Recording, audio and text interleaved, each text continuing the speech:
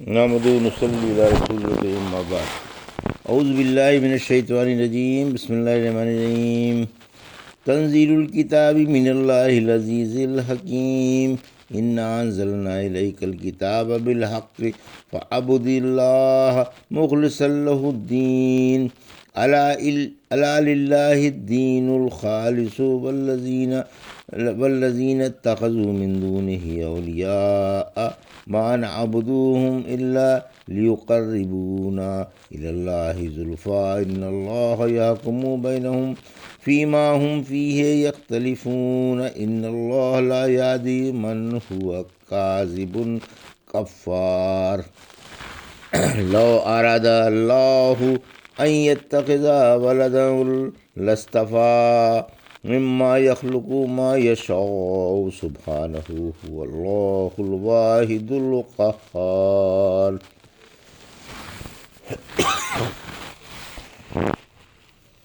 ابھی آپ نے سورہ زمر کی آیت 1 سے 4 کی تلاوت سماعت فرمائی.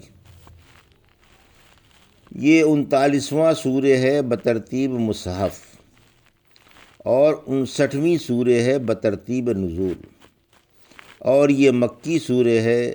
اس میں 75 آیتیں اور 8 رکوع ہیں. زمر کی فضیلت. عائشہ رضی اللہ عنہا فرماتی ہیں رسول اللہ صلی اللہ علیہ وسلم جب روزے رکھتے تو ہمیں خیال ہوتا کہ اب آپ روزے نہ چھوڑیں گے، اور جب روزے چھوڑ دیتے تو خیال ہوتا کہ اب آپ روزے نہ رکھیں گے. آپ روزانہ رات کو سورہ بنی اسرائیل اور سورہ زمر پڑھا کرتے تھے.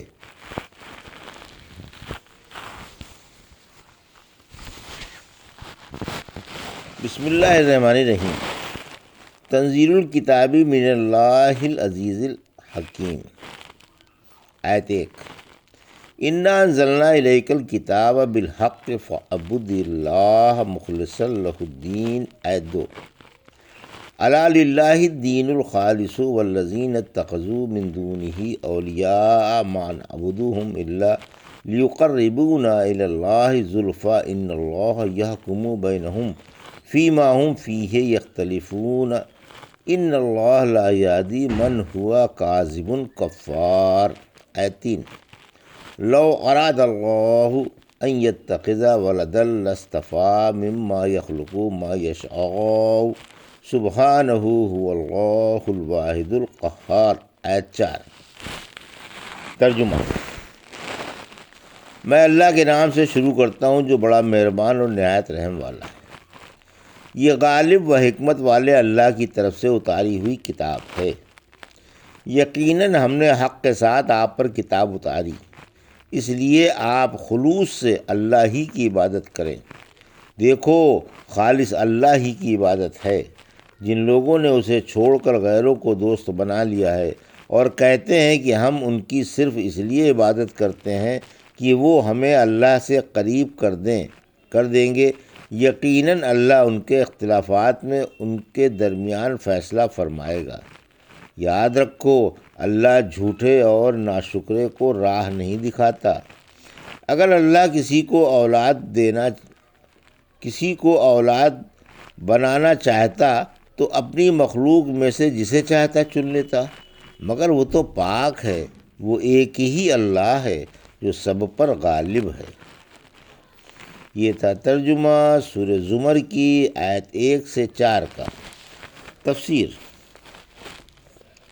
قرآن اللہ کی کتاب ہے، یعنی اس کتاب کا اتارا جانا اللہ کی طرف سے ہے، لہٰذا بلا شبہ یہ اللہ ہی کی کتاب ہے. سورہ شعراء کی آیت 192 سے 195 میں فرمایا یقیناً یہ قرآن رب العالمین کا اتارا ہوا ہے، جسے روح الامین یعنی جبرائیل علیہ السلام آپ کے دل پر لے کر اترے تاکہ آپ خواب کے متوالے کو جگا دیں، اور یہ فصیح عربی زبان میں ہے. سورہ فصلت کی آیت 41-42 میں فرمایا یہ ایک عزت والی کتاب ہے جس کے آگے پیچھے سے باطل نہیں آ سکتا. یہ حکمت والے اور تعریفوں والے اللہ کی طرف سے اتاری ہوئی ہے.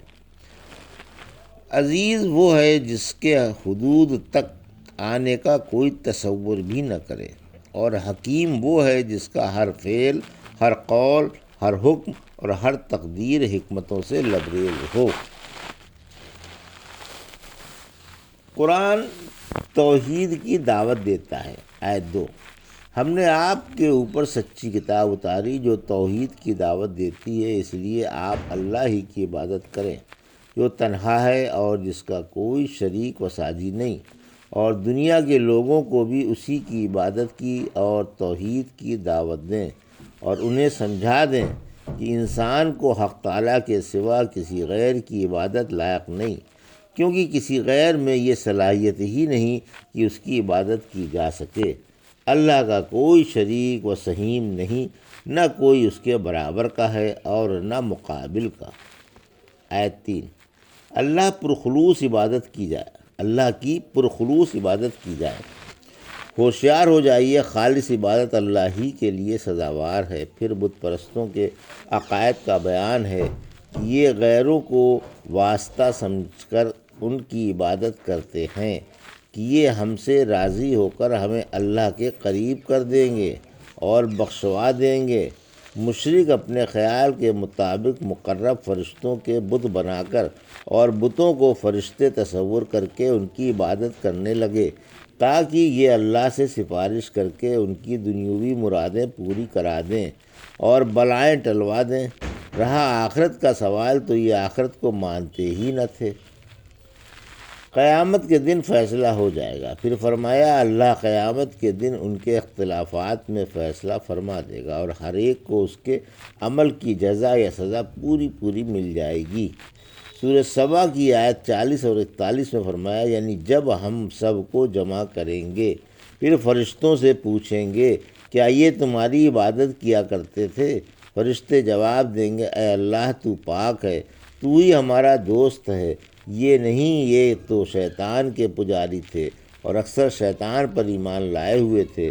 پھر فرمایا جو اللہ پر کذب و افطرا چاہے اور اس کا دل اللہ کی آیتوں کو اور پکی دلیلوں کو نہ مانے، اسے اللہ سیدھی راہ نہیں سمجھاتا۔ آیت 4، اللہ اولاد والا نہیں ہے، یعنی اللہ اولاد والا نہیں ہے، نہ اولاد اللہ تعالیٰ کی شان کے لائق ہے۔ اگرچہ جاہل مشرک فرشتوں کو اللہ کی بیٹیاں اور یہودی اور عیسائی عزیر و مسیح کو اللہ کے بیٹے سمجھتے ہیں، اگر اللہ اولاد چاہتا تو معاملہ پھر بھی ان کے خیالات کے برعکس ہوتا۔ شرط سے اولاد کا وقوع نہ لازم آتا ہے اور نہ جائز ہے، بلکہ بفرض محال یہ بات کہی گئی ہے اور مشرکوں کی غلط فہمیاں اور جہالت دکھلانی مقصود ہے۔ سورہ انبیاء کی آیت 17 میں فرمایا یعنی اگر ہم کھلونا بنانا چاہتے تو اپنے پاس والوں میں سے بنا لیتے، اگر ایسا کرنے والے ہوتے، یعنی اگر ہم بیٹا چاہتے تو اپنے پاس والوں سے بنا لیتے۔ سورہ زخرف کی آیت 81 میں فرمایا آپ فرما دیں اگر رحمان کی اولاد ہوتی تو میں پہلا ماننے والا ہوتا۔ ان تمام آیتوں میں شرط ہے اور متکلم کسی غرض سے شرط کو ناممکن چیز پر معلق کر سکتا ہے۔ پھر فرمایا اللہ اولاد سے بلند و بری ہے کیونکہ وہ ایک ہے، یکتا ہے، بے نیاز ہے اور ایک ایک چیز اس کی لونڈی اور غلام ہے اور منٹ منٹ پر اس کی محتاج ہے۔ اللہ اپنے ماں سوا سے مستغنی ہے، تمام چیزوں پر غالب ہے اور سب اس کے آگے سرنگوں، عاجز اور ذلیل ہیں۔ اللہ ظالموں کی نسبتوں سے اور منکروں کی بکواس سے بری ہے۔ یہ تھا سورہ زمر کی آیت 1 سے 4 کا ترجمہ اور تفسیر جو بھی آپ نے سماعت فرمائی۔ بارک اللہ لی و لکم فی القرآن الحکیم و نفعنا ایاکم بالآیات الذکر الحکیم۔